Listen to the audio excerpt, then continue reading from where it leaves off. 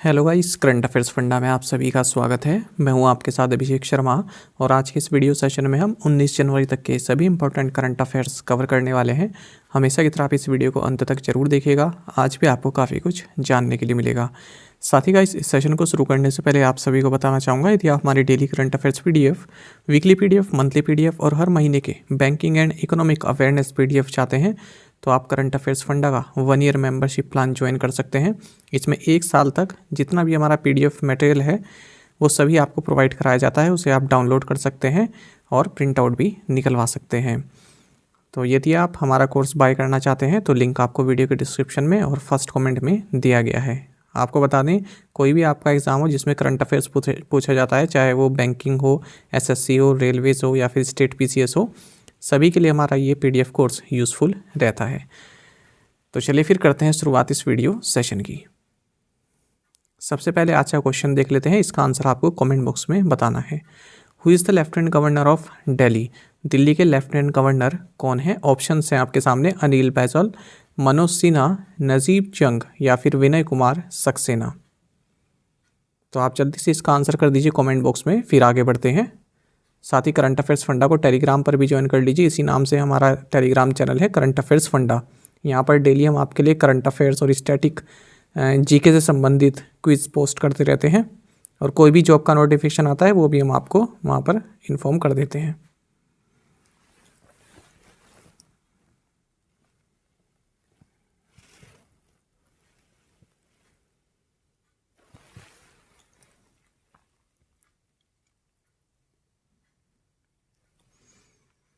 Who has been appointed as the deputy national security adviser of India? भारत के उपराष्ट्रीय सुरक्षा सलाहकार के रूप में किसे नियुक्त किया गया है? ऑप्शंस आपके सामने हैं। सही आंसर ऑप्शन डी रहेगा, पंकज कुमार सिंह। आपको जानना चाहिए पंकज कुमार सिंह, जो कि फॉर्मर डायरेक्टर जनरल रहे हैं बॉर्डर सिक्योरिटी फोर्स BSF के, इन्हें deputy national security adviser of India appoint किया गया है गवर्नमेंट ऑफ इंडिया के द्वारा। आपको बता दें 1988 batch Indian police service officer of Rajasthan cadre हैं और अभी 31 दिसंबर 2022 तक ये BSF के हेड रहे हैं। तो अब इनको डिप्टी NSA यानी कि नेशनल सिक्योरिटी एडवाइज़र अपॉइंट कर दिया गया है। 2 साल का ये कॉन्ट्रैक्ट है। आपको यहाँ नेशनल सिक्योरिटी एडवाइज़र के बारे में जानना चाहिए। जो नेशनल सिक्योरिटी एडवाइज़र होता है ये national security council of India का सीनियर ऑफिशियल होता है और national security policy and international affairs पर प्राइम मिनिस्टर ऑफ इंडिया का चीफ एडवाइज़र भी होता है। फिलहाल अजीत डोभाल हमारे नेशनल सिक्योरिटी एडवाइज़र हैं और यूनियन कैबिनेट मिनिस्टर वाली रैंक इनके पास है। आपको जानना चाहिए ब्रजेश मिश्रा ये first national security adviser of India थे और ये जो पोस्ट है नेशनल सिक्योरिटी एडवाइज़र की, ये 19 नवंबर 1998 को तब के जो हमारे प्राइम मिनिस्टर रहे लेट अटल बिहारी वाजपेयी जी, इनके द्वारा क्रिएट की गई थी ये post. Who has become the youngest batter to smash double 100 in one day international cricket? One day national cricket में दोहरा शतक लगाने वाले सबसे कम उम्र के बल्लेबाज कौन बने हैं? ऑप्शंस आपके सामने हैं। सही आंसर ऑप्शन सी है, शुभमन गिल। तो आपको जानना चाहिए इंडियन ओपनर शुभमन गिल ये यंगेस्ट बैटर बन गए हैं जिन्होंने वनडे इंटरनेशनल क्रिकेट में डबल 100 लगाई है। तो इनकी एज रही 23 ईयर्स एंड 132 डेज। आपको बता दें 145 डिलीवरीज में इन्होंने अपने 200 रन बनाए न्यूजीलैंड के खिलाफ खेलते हुए। इससे पहले रिकॉर्ड हमने हाल ही में पढ़ा था, ईशान किशन के पास था। 24 साल 145 दिन इनकी एज रही थी तब जब इन्होंने ये डबल सेंचुरी बनाई थी। साथ ही Shubman Gill fastest Indian batter बन गए हैं जिन्होंने ODI क्रिकेट हिस्ट्री में 1000 रन बनाए हैं। सबसे तेज़ी से 1000 रन बनाए हैं उन इंडियन बैट्समैन में टॉप पर हैं। तो इन्होंने केवल 19 इनिंग्स ली हैं 1000 रनों का आंकड़ा छूने के लिए। इससे पहले जो रिकॉर्ड है ये विराट कोहली और शिखर धवन के पास था, इन्होंने 24 इनिंग्स ईच ली थी। साथ ही आपको जानना चाहिए इसी मैच में रोहित शर्मा ने भी एक रिकॉर्ड क्रिएट किया है। इन्होंने भारतीय धरती पर वनडे नेशनल क्रिकेट में सबसे ज़्यादा सिक्सेस लगाने का रिकॉर्ड अपने नाम किया है। तो न्यूजीलैंड के खिलाफ खेलते हुए इन्होंने जो 6 लगाया, अपना जो पहला 6 लगाया, तो उसी के साथ ही इनके 74 इनिंग्स में 124 सिक्सेस हो गए हैं भारतीय धरती पर।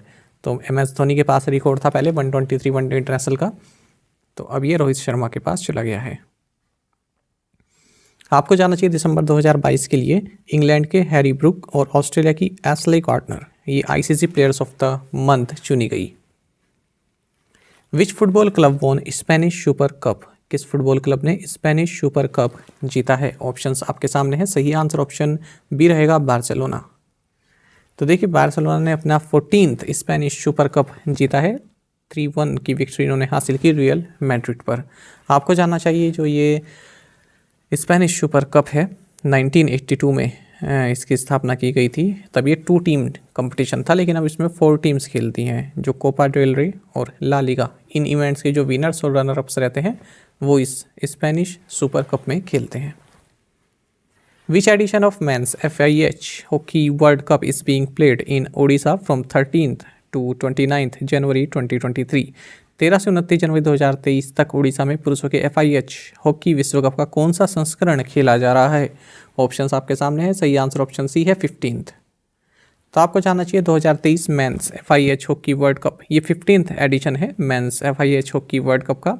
आपको जानना चाहिए मेंस हॉकी वर्ल्ड कप होता है क्वाड्रेनियल, यानी कि हर 4 साल में होने वाला ये एक चैंपियनशिप होती है और इसको इंटरनेशनल हॉकी फेडरेशन द्वारा आयोजित किया जाता है। आपको जानना चाहिए इस बार भी ये उड़ीसा में हो रही है, खास करके अगर हम स्टेडियम की बात करें तो कलिंगा स्टेडियम और Birsa Munda international hockey stadium Rourkela, इसे हाल ही में इनॉग्रेट किया गया है। यहाँ के चीफ मिनिस्टर नवीन पटनायक के द्वारा 16 टीम्स इसमें पार्टिसिपेट कर रही हैं और बेल्जियम डिफेंडिंग चैंपियन है। 2018 में बेल्जियम इसकी चैंपियन बनी थी।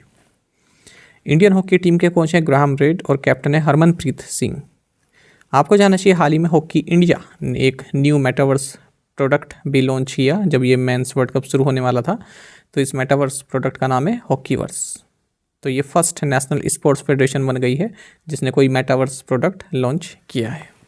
तो इससे क्या होगा, जो टूर्नामेंट एक्सपीरियंस है वो बढ़ेगा। Which state emerged as the top state with the highest number of mobile gamers according to India Mobile Gaming Report 2022? India mobile gaming report 2022 के अनुसार कौन सा राज्य सबसे अधिक मोबाइल गेमर्स के साथ शीर्ष राज्य के रूप में उभरा है? ऑप्शंस आपके सामने हैं। सही answer option D, Uttar Pradesh है। तो आपको जानना चाहिए मोबाइल प्रीमियर लीग MPL ने एक रिपोर्ट जारी की है जिसका नाम है इंडिया मोबाइल गेमिंग रिपोर्ट 2022। इसमें बताया गया है यदि हम मोबाइल गेमर्स के लिए टॉप डेस्टिनेशन की बात करें तो उत्तर प्रदेश उसमें शीर्ष पर है। उसके बाद महाराष्ट्र, राजस्थान, बिहार और वेस्ट बंगाल आते हैं। साथ ही इसमें ये बताया गया है यदि हम 2021 से कंपेयर करें 2022 को तो सबसे ज़्यादा मोबाइल गेमर्स जहाँ पर इंक्रीज़ हुए हैं उसमें उड़ीसा पहले नंबर पर है, फिर पंजाब, तमिलनाडु, पुडुचेरी एंड हिमाचल प्रदेश। अगर हम गेम्स की बात करें सबसे ज़्यादा अवेलेबल गेम्स कौन कौन से हैं तो इसमें ludo dice, snakes and ladders, carrom, fruit dart, block puzzle, poker, ये सभी टॉप गेम्स हैं जो इंडियन सिटीज़ में गेमर्स द्वारा खेले जा रहे हैं। उत्तर प्रदेश में अगर हम पर्टिकुलरली बात करें तो लखनऊ, कानपुर, वाराणसी, गाजियाबाद, इलाहाबाद, यहाँ पर हाईएस्ट शेयर ऑफ गेम्स हैं। जो टोटल गेमर्स हैं 36% of the total gamers in UP in cities में है। लास्ट ईयर हमने देखा कि India largest consumer of mobile games बना वर्ल्ड में और इंडिया का जो गेमिंग मार्केट है ये $2.6 बिलियन का रहा फाइनेंशियल ईयर 2022 में और ये 2027 तक $8.6 बिलियन पहुंचने की उम्मीद है। Which payment bank has received final approval from the Reserve Bank of India to operate as a Bharat bill payment operating unit? Bharat bill payment operating unit के रूप में काम करने के लिए किस भुगतान बैंक को भारतीय रिजर्व बैंक से अंतिम मंजूरी मिली है? ऑप्शंस आपके सामने हैं। सही answer option C, Paytm payments bank. तो आपको जानना चाहिए पेटीएम पेमेंट्स बैंक को फाइनल अप्रूवल मिल गया है रिजर्व बैंक ऑफ इंडिया से कि ये Bharat bill payment operating unit BBPOU की तरह ऑपरेट कर सकता है under the payment and settlement systems act 2007। आपको जानना चाहिए under Bharat bill payment system BBPS के अंडर जो BBPOU है यानी कि Bharat bill payment operating unit, ये बिल पेमेंट सर्विसेज को प्रोवाइड करता है जैसे electricity, phone, DTH, water, gas, insurance, loan repayments, FASTag recharge, education fees, credit card bill, municipal taxes. अब तक पेटीएम पेमेंट्स बैंक लिमिटेड इन सर्विसेज को दे रहा था, लेकिन किसके तहत? In principle authorisation from RBI। अब तक इसके पास सैद्धांतिक रूप से ये ऑथराइजेशन था, लेकिन अब इसको फाइनल अप्रूवल मिल गया है। आपको जानना चाहिए जो भारत बिल पेमेंट सिस्टम है ये national payments corporation of India यानी कि NPCI द्वारा ओन्ड है। हाल ही हमने भी देखा था कि पेटीएम पेमेंट्स बैंक ने सुरेंद्र चावला को अपना MD एंड CEO अपॉइंट किया है। The prime minister Narendra Modi inaugurated the second phase of सांसद खेल महाकुंभ 2022-23 इन विच डिस्ट्रिक्ट। प्रधानमंत्री नरेंद्र मोदी ने किस जिले में सांसद खेल महाकुंभ 2022-23 के दूसरे चरण का उद्घाटन किया? सही आंसर यहाँ ऑप्शन ए रहने वाला है, बस्ती। तो जानिएगा, प्राइम मिनिस्टर नरेंद्र मोदी ने सांसद खेल महाकुंभ 2022-23 के सेकंड फेज को वीडियो कॉन्फ्रेंसिंग के थ्रू इनोग्रेट किया है। ये जो सांसद खेल महाकुंभ है, इसको बस्ती डिस्ट्रिक्ट में ऑर्गेनाइज किया जाता है। किसके द्वारा? हरीश द्विवेदी, जो कि मेंबर ऑफ पार्लियामेंट हैं फ्रॉम बस्ती सिंस 2021। 2021 से ही इसको ऑर्गेनाइज किया जाता है। फर्स्ट फेज़ इसका 10 से 16 दिसंबर 2022 के बीच ऑर्गेनाइज किया गया था, और ये जो सेकंड फेज़ है 18 से 28 जनवरी 2023 के बीच ऑर्गेनाइज किया जा रहा है। इसमें कई प्रकार के कंपटीशन है, इंडोर भी हैं, आउटडोर भी हैं, जैसे wrestling, kabaddi, kho kho, basketball, football, hockey, volleyball, handball, ये सभी इसमें खेले जाते हैं। इवन ऐसे राइटिंग, पेंटिंग, रंगोली, ये सभी भी इसमें आयोजित किए जाते हैं। तो काफ़ी अच्छा इनिशिएटिव है ये एक सांसद द्वारा। Which bank and steel authority of India limited has signed MOU to provide financial assistance to the dealers of SAIL across the country। किस बैंक और steel authority of India limited ने देश भर में सेल के डीलरों को वित्तीय सहायता प्रदान करने के लिए समझौता ज्ञापन पर हस्ताक्षर किए हैं? ऑप्शंस आपके सामने हैं। सही आंसर ऑप्शन सी रहने वाला है, साउथ इंडियन बैंक। तो आपको जानना चाहिए, साउथ इंडियन बैंक और स्टील अथॉरिटी ऑफ इंडिया यानी कि सेल ने MOU साइन किया है, जिसके तहत जो सेल के जो डीलर्स हैं उनको financial assistance south Indian bank provide कराएगा पूरे देश भर में। तो ये टाई अप अलाउ करता है बैंक को कि वो सेल्स के जो डीलर्स हैं जिनको फाइनेंशियल असिस्टेंस की ज़रूरत है, वर्किंग कैपिटल की ज़रूरत है, वो प्रोवाइड कराए south Indian bank. South Indian bank के बारे में आप जानते ही हैं, MD एंड CEO मुरली रामकृष्णन है, हेडक्वार्टर्स त्रिशूर केरल में है, और इस बैंक की टैगलाइन है experience next generation banking. Astronomers from ISC Bangalore and which university detected signal from distant galaxy? ISC और किस विश्वविद्यालय के खगोलविदों ने दूर की आकाशगंगा से संकेत का पता लगाया है? ऑप्शंस आपके सामने हैं।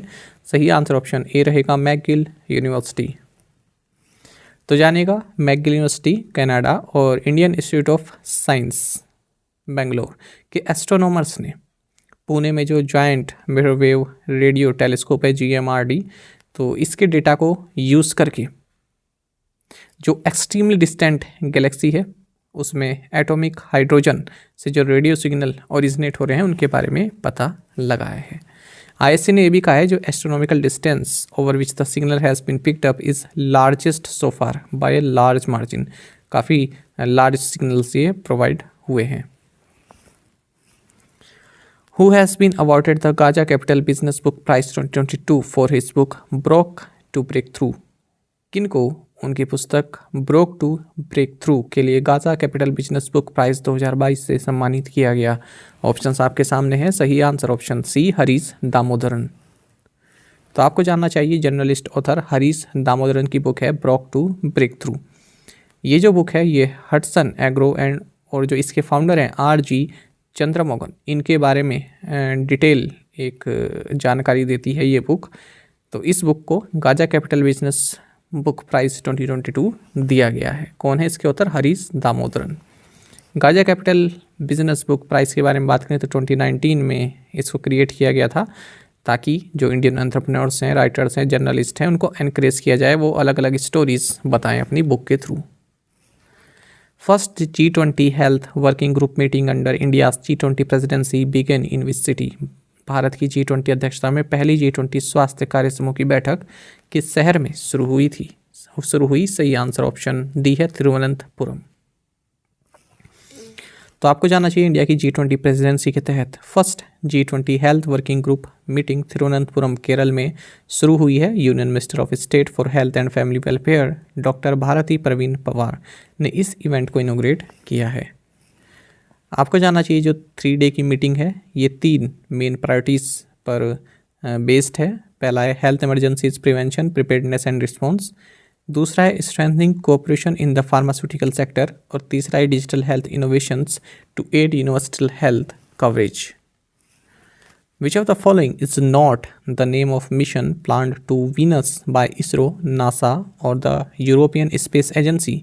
निम्नलिखित में से कौन सा इसरो, नासा और यूरोपीय अंतरिक्ष एजेंसी द्वारा शुक्र के लिए नियोजित मिशन का नाम नहीं है? सही आंसर ऑप्शन सी है, एफ्रोडाइट 1। इसका मतलब बाकी के जो हैं एनविजन, वेरिटास और शुक्रायन 1 ये सभी वीनस से संबंधित हैं। महत्वपूर्ण क्वेश्चन है। तो देखिए, एक रिपोर्ट के अनुसार शुक्रायन 1 जो कि इसरो का वीनस मिशन है, इसको 2031 तक डिले किया जा सकता है।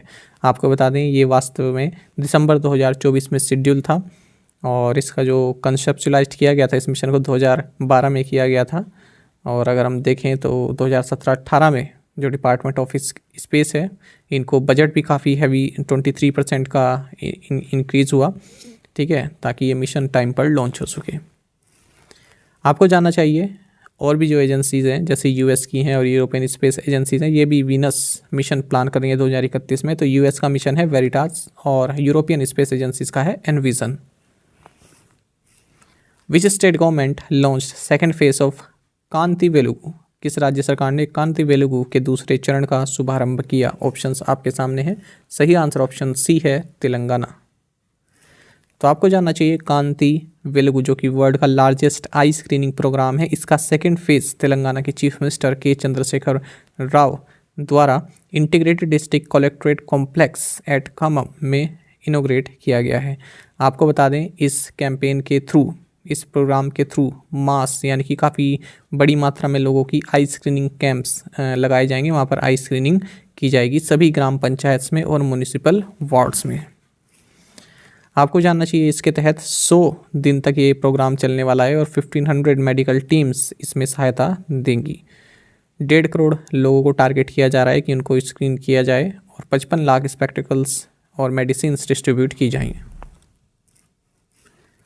Gogoro and Bellrise Industries to build $2.5 billion battery swapping infrastructure in which state? Gogoro और बेलरेज इंडस्ट्रीज किस राज्य में 2.5 बिलियन $, की बैटरी स्वैपिंग इंफ्रास्ट्रक्चर का निर्माण करेंगे? ऑप्शंस आपके सामने है। सही आंसर ऑप्शन बी है, महाराष्ट्र। तो जानेगा, स्टेट ऑफ महाराष्ट्र ने ताइवान की गोगोरो और ऑटोमेटिव सिस्टम मेकर बेलराइस इंडस्ट्रीज के साथ एमओयू साइन किए हैं, जिसके तहत ये दोनों ही फर्म्स महाराष्ट्र में 2.5 बिलियन $, की इन्वेस्टमेंट के साथ बैटरी स्वैपिंग इंफ्रास्ट्रक्चर को डेवलप करेंगे अगले 8 सालों में। गोगोरो की अगर हम बात करें तो ये green ह्यूड battery swap distribution network है, इसका काफ़ी बड़ी कंपनी है ताइवान की और इलेक्ट्रिक व्हीकल्स भी ऑन करती है और बैटरीज भी प्रोवाइड कराती है। Which bank has stopped rebound league table for 16th consecutive year in 2022? किस बैंक ने 2022 में लगातार 16वें वर्ष रीबाउंड लीग तालिका में शीर्ष स्थान प्राप्त किया है? सही answer option A, axis bank है। तो आपको जानना चाहिए लगातार 16वें साल 2022 में एक्सिस बैंक भी लार्जेस्ट जो घरेलू कॉर्पोरेट बॉन्ड होते हैं, डोमेस्टिक बॉन्ड होते हैं, उसको लॉन्च करने में, उसको इशू करने में टॉप का बैंक रहा है। तो 19.20% मार्केट शेयर इसके पास है और 127 बॉन्ड्स इसने इशू की हैं 92,904 करोड़ रुपीज़ की वैल्यू के साथ। आपको बता दें टॉप 3 में प्राइवेट सेक्टर बैंक ही हैं। दूसरे नंबर पर ICICI बैंक है, 17.67% मार्केट शेयर है और तीसरे पर है HDFC बैंक 17.29% मार्केट शेयर के साथ। ये डेटा दिया गया है ब्लूमबर्ग लीग टेबल फॉर 2022 के द्वारा। What is the name of India's first national assessment regulator recently notified by the NCERT? हाल ही में NCERT द्वारा अधिसूचित भारत के पहले राष्ट्रीय मूल्यांकन नियामक का नाम क्या है? ऑप्शंस आपके सामने है। सही आंसर ऑप्शन ए है, परख। तो आपको जानना चाहिए national council for education research and training यानी कि NCERT ने इंडिया का फर्स्ट नेशनल असेसमेंट रेगुलेटर, इसका नाम परख है, इसको नोटिफाई किया है। आपको बता दें स्टूडेंट असेसमेंट और एवेल्यूएशन के लिए कुछ स्टैंडर्ड्स सेट करेगा। जितने भी हमारे देश में रिकॉग्नाइज्ड स्कूल बोर्ड्स हैं उनको इसमें काफ़ी हेल्प मिलेगी। आपको बता दें ये जो रेगुलेटर है परख, इसका एम ये रहेगा कि जो अलग अलग स्टेट बोर्ड्स हैं उनमें जो स्टूडेंट्स के स्कोर रहते हैं उसमें जो डिस्पैरिटी देखी जाती है, जो असमानता देखी जाती है, वो हटाई जा सके। इस तरह की कुछ गाइडलाइंस तैयार की जाए। आपको बता दें परख इसको नेशनल एजुकेशन पॉलिसी 2022 के तहत इम्प्लीमेंट किया जा रहा है। जैसे कि मैंने आपको बताया It envisaged a standard setting body to advise school boards regarding new assessment patterns and latest research and promote collaboration between them. In which city the US announced a $250,000 project to conserve and restore 6 mausoleum built in the 18th and 19th centuries? America ने किस शहर में 18वीं और 19वीं शताब्दी में बनाए गए 6 मकबरों के संरक्षण और जीर्णोद्धार के लिए $250,000 की परियोजना की घोषणा की है? ऑप्शंस आपके सामने हैं और सही आंसर ऑप्शन डी है हैदराबाद। देखिए, United States chargé d'affaires to India Elizabeth Jones हाल ही में पेगा टॉम्स कॉम्प्लेक्स इन हैदराबाद को इन्होंने विजिट किया है। साथ ही $250,000 प्रोजेक्ट भी इन्होंने अनाउंस किया है, जिसके तहत इस कॉम्प्लेक्स में जो 6 टूम्स हैं, जो 6 टूम्स हैं, जो 18th एंड 19th सेंचुरीज में बनाई गई हैं, उनके रिस्टोरेशन के लिए ये फंडिंग दी गई है। Funds to the tune of what amount were transacted via equity capital market activity in India in 2022? 2022 में भारत में इक्विटी कैपिटल मार्केट गतिविधि के माध्यम से कितनी राशि का लेन देन किया गया? सही आंसर ऑप्शन सी है 16.4 बिलियन US$। कंट्री वाइज भी आप देख सकते हैं, चाइना, US, जर्मनी, कनाडा और फिर इंडिया। तो देखिए, ये बात हो रही है इस रिपोर्ट की। इसमें बताया गया है कि India was among the top 5 markets globally in terms of equity fundraising despite the quantum of funds raised declined by 43%। इसमें बताया गया है कि जो टॉप 5 मार्केट्स हैं, यदि हम इक्विटी फंड रेजिंग की बात करें तो उसमें भारत भी है टॉप 5 में। हालांकि इस तरह की फंडिंग में डिक्लाइन देखने के लिए मिला है भारत में 43% का, लेकिन तब भी वो टॉप 5 में शामिल है। तो ये कोटक इन्वेस्टमेंट बैंकिंग की रिपोर्ट है। इसमें बताया कि भारत में जो इक्विटी कैपिटल मार्केट एक्टिविटी है 16.4 बिलियन US$ की रही है 2022 में। टॉप पर चाइना, US, जर्मनी, कनाडा और उसके बाद इंडिया है। An ATR 72 aircraft of which airlines crashed in Pokhara, Nepal recently? हाल ही में नेपाल के पोखरा में किस एयरलाइन का ATR 72 विमान दुर्घटनाग्रस्त हो गया है? ऑप्शंस आपके सामने है। सही आंसर ऑप्शन ए है येती एयरलाइन। तो इस न्यूज़ से आप सभी वाकिफ होंगे। येती एयरलाइंस ATR 72 एयरक्राफ्ट, लगभग 72 लोग इसमें शामिल थे। पोखरा नेपाल में ये क्रैश हो गया है और कई लोग थे इसमें, नेपाल के सिटीजन्स ज़्यादा थे और India, Russia, Korea, Australia, Argentina, France, Ireland से भी यहाँ पर नागरिक शामिल थे। तो येती एयरलाइन का एयरक्राफ्ट है ये। आपको बता दें, येती एयरलाइन एक एयरलाइन है जो नेपाल में बेस्ड है। 1998 से ये कार्य कर रही है। अच्छा, अगर हम एक आंकड़ा और देखें, highest number of fatalities due to plane crashes in the world, सबसे ज़्यादा मौतें कहाँ पर होती हैं प्लेन क्रैश की वजह से? तो उसमें टॉप पर US है, फिर रशिया है, फिर इंडोनेशिया है और भारत 7वें नंबर पर है।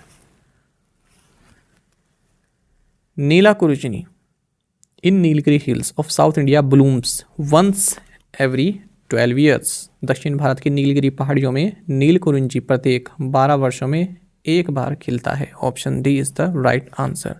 तो देखिए, आप यहाँ नीचे देख सकते हैं, क्यों न्यूज़ में है, centre puts Neelakurinji on the list of protected plants. आपको जानना चाहिए, हाल ही में ministry of environment, forest and climate change, इन्होंने नीलाकुरुंजी को schedule 3 of the wild life act 1972 के तहत रखा है। साथ ही इसको प्रोटेक्टेड प्लांट्स की लिस्ट में भी शामिल किया है। अब कोई भी व्यक्ति यदि इसको अप्रूट करता है या डिस्ट्रॉय करता है इन प्लांट को, तो उस पर 25,000 रुपये का फाइन लगेगा। साथ ही 3 साल की इम्प्रिजनमेंट भी उसको हो जाएगी। इस नीलाकुरुंजी का कल्टीवेशन नहीं किया जा सकता, इसका पोजेसन नहीं किया जा सकता, अलाउड नहीं है। कुछ और जानकारी हम इसके बारे में लेंगे। नीलाकुरुंजी, इसका साइंटिफिक नेम है स्ट्रोबियालंथुस कुंस्थाउस। ये इसका साइंटिफिकली इसको इस नाम से बोला जाता है और ये एक श्रब है जो कि सोला forest of the western Ghats in south India में ग्रो होती है। सोला फॉरेस्ट पे भी क्वेश्चन बन जाता है कभी कभी, जो छोटे मोटे एग्जाम होते हैं उनमें पूछ ले जाता है। इस प्लांट का नेम कुंती रिवर, जो कि केरल के साइलेंट वैली नेशनल पार्क से होकर गुजरती है, इसके नाम पर रखा गया है। यहाँ पर ये प्लांट काफ़ी होते हैं। इसका जो एल्टीट्यूड होता है 1300 से 2400 मीटर्स की हाइट पर होता है और ये फ्लावर जो है 12 साल में एक बार ब्लूम करते हैं, क्योंकि जो इसके फ्लावर का पॉलिनेशन है उसको लॉन्गर पीरियड चाहिए होता है पॉलिनेशन के लिए। खासकर कि ये केरल, तमिलनाडु और कर्नाटक में पाए जाते हैं। आपको जानना चाहिए, इनमें कोई भी स्मेल नहीं होती है, ना ही कोई मेडिसिनल वैल्यू होती है। पलियान ट्राइबल पीपल जो कि तमिलनाडु में रहते हैं, वो जब ये फ्लावर ब्लूम होते हैं तो इनको एक अपनी एज कैलकुलेट के तौर पर देखते हैं। रेफरेंस के तौर पर देखते हैं। प्रीवियस असाइनमेंट क्वेश्चंस के आंसर हम देखने वाले हैं। What is EBITDA? So earnings before interest, taxes, depreciation and amortization. What is the capital of Lakshadweep? Kavaratti. Who is the governor of Himachal Pradesh? R.V. Arlikar. Which country has the world's largest aircraft fleet? America. Which country has become the fourth largest trading partner? Russia. Medical termination of pregnancy was framed in which year? 1971. Which country will cooperate with MSME entrepreneurs in Kerala, Australia? Which company has launched Sacubitril and Valsartan combinations tablets in India for treatment of heart failure? Glenmark Pharma. आप में से कई students ने बिल्कुल सही answer दिया है। इसी तरह से आप ज़्यादा से ज़्यादा संख्या में पार्टिसिपेट करते रहिए। चलिए आज के असाइनमेंट क्वेश्चन हम देखेंगे। Who is the author of you too can be a brand? Which state will launch schools of eminence project?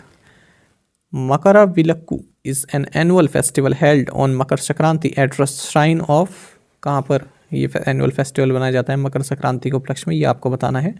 Protein E-Curve Technologies received RBI approval for its wholly owned subsidiary to operate as what? The president of which nation has been invited as the chief guest for Republic Day celebration this year in India? What is the current minimum monthly pension issued by Government and Employees Provident Fund Organization? Which UT declared as free area for purposes of prevention and control of infectious and contagious diseases in Animals Act 2009? तो इन 7 questions के answer आप comment box में ज़रूर बताइएगा। यदि आपको एक question का आंसर भी आता है तो भी आप हमें कमेंट बॉक्स में बता सकते हैं। साथ ही करंट अफेयर्स फंडा को आप टेलीग्राम पर भी ज्वाइन कर सकते हैं। यहाँ पर रेगुलर वीडियो अपडेट्स और करंट क्विज़ेस हम आप सभी के लिए डालते रहते हैं। साथ ही डिस्कशन ग्रुप में आप किसी भी क्वेश्चन का सोल्यूशन पा सकते हैं। दोस्तों, यहाँ पर हमारे करंट अफेयर्स की प्लेलिस्ट दी गई है, इसको आप जरूर देखें। अपने दोस्तों के साथ, फेलो एक्सपर्ट के साथ हमारे करंट अफेयर्स को शेयर जरूर करें। आज का ये सेशन आपको कैसा लगा कमेंट बॉक्स में जरूर बताइएगा। Thank you guys.